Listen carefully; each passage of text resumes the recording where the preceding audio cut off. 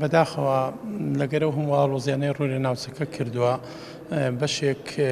لەو ئاڵۆزیەی کە بەڕاستیش ماوەیەکە وەکو لایەنێکی تەدەخل لە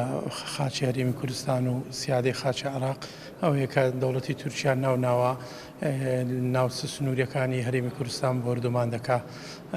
بەشێکی بۆ دەگەڕێتەوە کە بێدەنجی هەموو لایەنێک بەداخەوە بە تایبەتیش لایەنە فەرمیەکان کەمە زۆر زاریتر قسەمان لەوبارەیەوە کردووە دەبوو حکوومەتی عێراق جیا لە کەناڵەکانی تر کەناڵە دیبلۆماسیەکانی خۆی بخاتە گەر بۆی کە سنوورێک بۆ ئەو دەستوەردانەوە یان ئەو پێشێرکردنی سیادەی خاچی هەرێمی کوردستان دابنێت بەداخەوە تا ئێستانی کردووە پێویستە فشار بکرێت لەسەر ئاستی ڕایگشتی لەسەر ئاستی میدیا و بۆی کەناڵە فەرمیەکان ناچار بکرێن بێنە دەنگ چکە ئەوەی ڕوودەدا بەڕاستی قوربانیەکی گەورەی خەڵکی سڤیلی ئەو ناوچانەیە ڕاگواستنی دەیان گوندە کە تا ئێستا لەو کاتانە کە کاتی هەستیارن پەیوەندی بە کەسابەتی گوتنیشینان و مەڕنیشینانی سەر سنوور و ئەوانە هەیە بەڕاستی ئەمە هەموو لەسەر حسابی خەڵکە بۆیە دەبێت فشار بکرێت بۆی سنوورێک بۆ ئەم دەستدرێژیانە دابدرێت.